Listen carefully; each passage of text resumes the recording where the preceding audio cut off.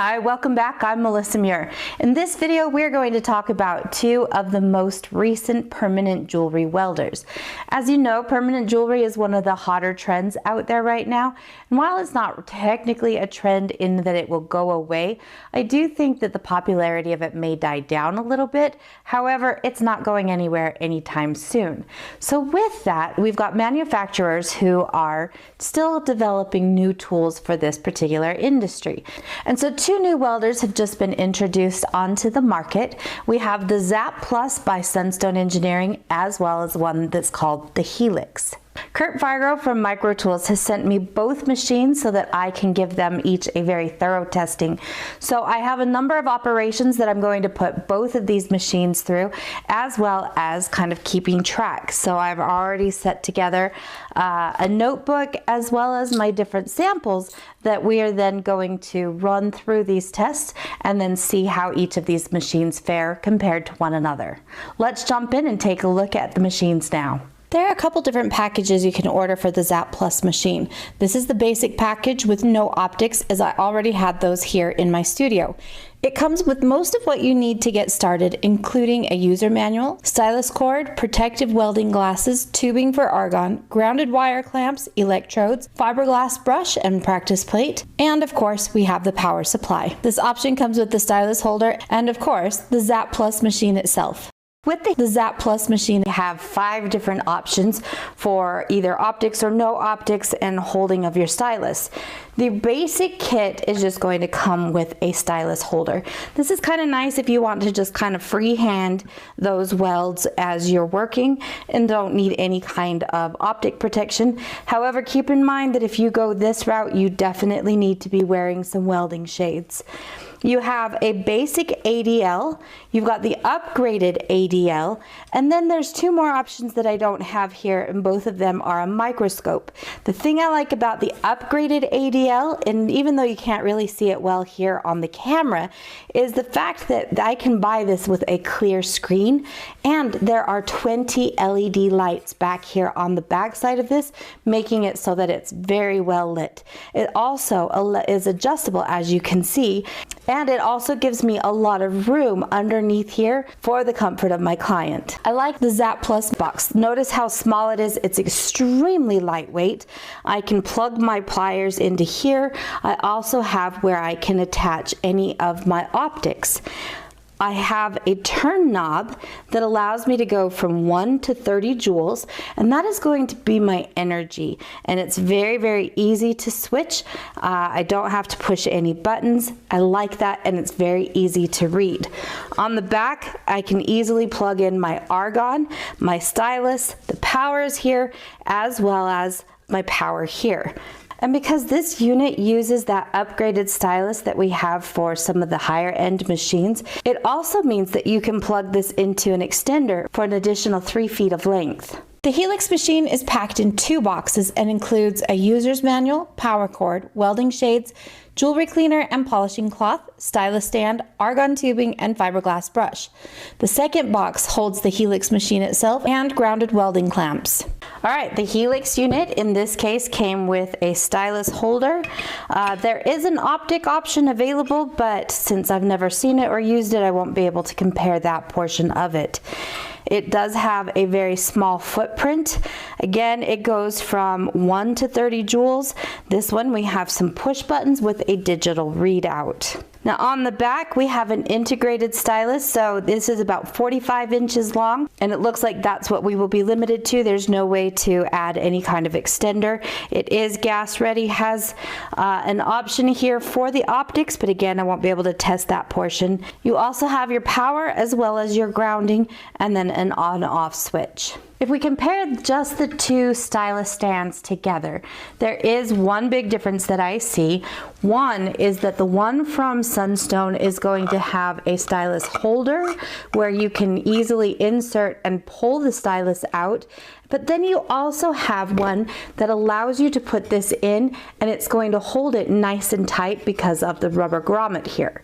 The one for the Helix, again, you can pull in and out quite easily due to that grommet here, but you also don't have the same kind of height if you were to leave this one attached. So it's going to be a little bit more difficult to get a hand in here if you were to use this where it's just mounted. Looking at these styluses, you can kind of see I'm kind of fighting this stylus cord here, this rubber hose, whereas I don't have that same type of feel here with the Sunstone one. The Helix definitely has a little bit more of a rigidity to it. So like I said, I find that I'm kind of fighting this. The other thing that I find on this one is that I have very easy access to where I need to put my electrodes. The one on the Helix is actually really kind of hard to get out. So if I have a stylus in here, I am a little bit more likely to kind of jab myself with that electrode if it is sticking out. The Helix says that it is 45 inches from the box to the tip of where our stylus ends, and the Zapp says that it's 44 1/4. However, when I lay these two side by side, and they've got their starting point exactly the same, and I stretch these out, when I come back, they are right on with each other. I noticed that there is a little bit of a kind of a rubbery, a sticky-ish rubbery stuff that I can definitely see that I'm already picking up lint and other items.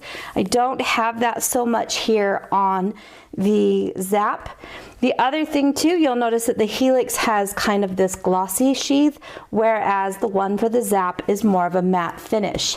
Coming back to the stylus, you can see that there's a little bit of a length difference between the two of them. The one from the Zapp is a little shorter, but again, it's the one that's a little easier to use as well.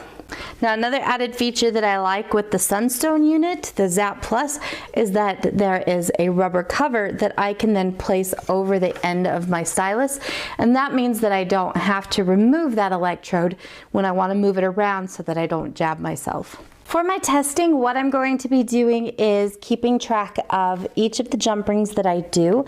I cut them, they're all sterling silver. I cut them with a jump ring making system, so they already have a nice flush cut. So if you're using a side cutter, it will change or alter some of the outcomes on this. I'm going to be pasting them into this book, and I've got a row for the Zapp Plus as well as a row for the Helix. The Zapp Plus was very easy to operate. Just rotate the knob to the desired energy. The light will blink when it is charged and ready to weld. The Helix has push buttons to change the energy level. The digital readout is really nice. However, because there is very little weight to this machine, it is not really a one-handed operation. You will need to hold the machine down in order to press the buttons. In addition, you have to push the button each time you want to change energy levels, whether going up or down. You can't just hold it and have it increase or decrease. So if I want to go up to 30 joules, I have to push that button 30 times.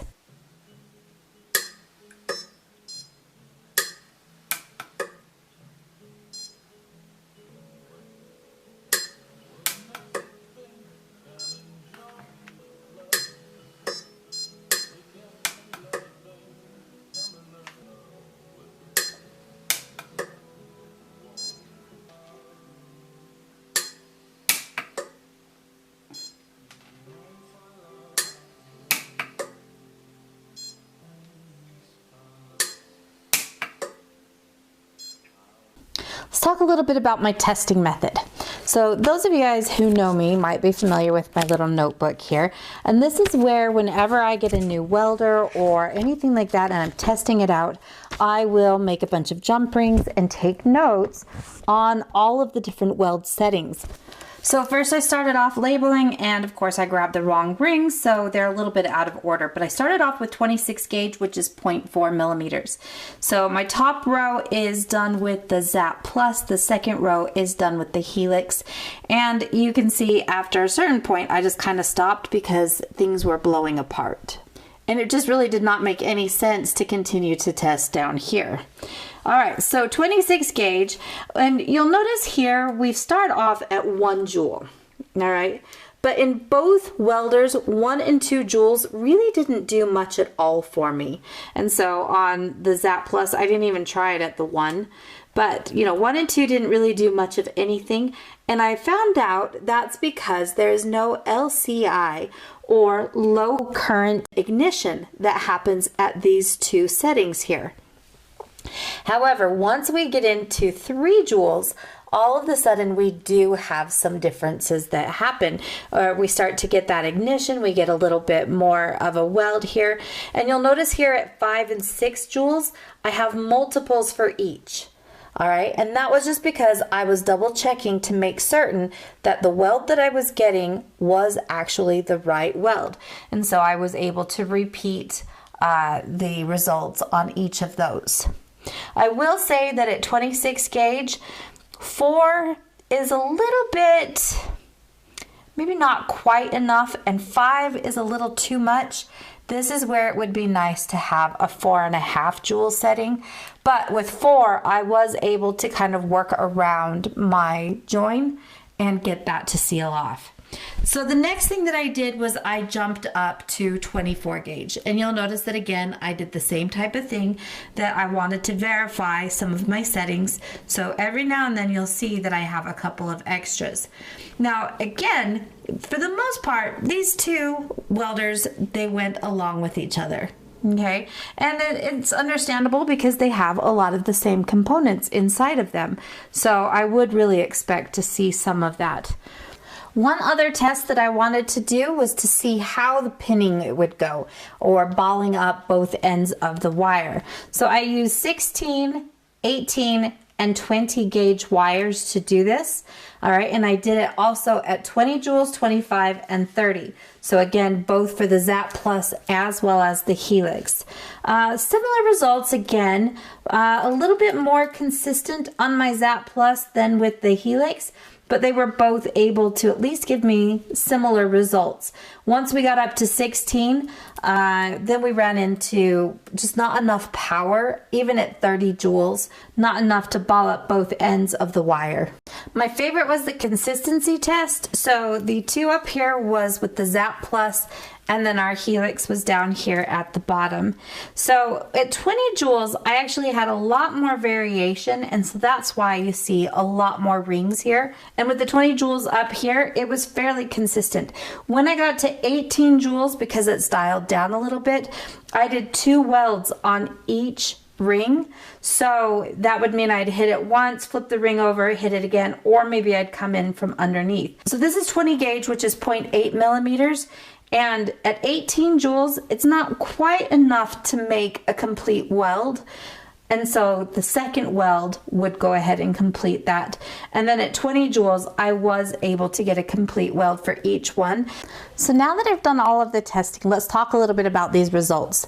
Now, first of all, you guys know that I try really hard to be pretty thorough. So I spend a lot of time cutting up rings and then closing them and then welding them.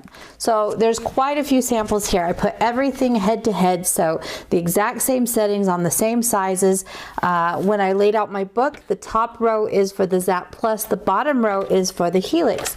Now at first, when I started going through some of this, things looked like they were matching up pretty well. So if I've got like the setting of, let's say, 4 joules at a 24 gauge ring on a Helix, it matched a lot to what was on the Zapp. However, one of the things that I do is I pulled it under my microscope, my stone setting microscope. So not the microscope for the welders, but one that will take me into very highly magnified. And the interesting thing that I did find is that even though the welds looked like maybe they were complete on both of them, I found more often they were just a little bit incomplete, meaning that it did not weld all the way through the seam on the Helix on a lot of these. Okay, so whether the agitation that's built into it is a little different, I'm not sure, but even though it looked like I got a good weld at the first glance, once I pulled it under that higher power magnification, there was a slight difference. And on each of these, I made certain that I hit the same spot on the ring with the welder. And so where I can look to verify this is on the inside bottom part of our ring. And if I can still see my line there, then I have to look into it a little bit further, magnify it a little bit more to see if we've bonded and we're just kind of seeing the outline of that seam, or if that weld did not penetrate all the way through the wire. Okay, and part of that is going to come with some of the finer tuned settings inside of the Zapp Plus. Now, as I worked on this, I would find some little inconsistencies every now and then.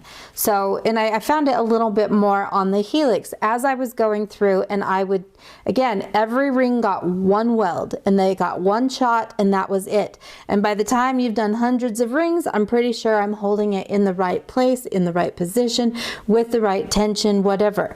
Okay, but I did notice that every now and then I would go and I would make a weld and it looks like maybe it has a little too much power. So maybe I have a little bit of a crater, or maybe it went flat a little bit, or maybe it was starting to ball up on the ends. And so I think, okay, maybe we have a little too much power. And then the next weld, which would be one weld setting up, so the next higher joule, I would find that maybe I didn't have quite enough power. And then the next weld, where I would go up in power one more time, would again be too much power.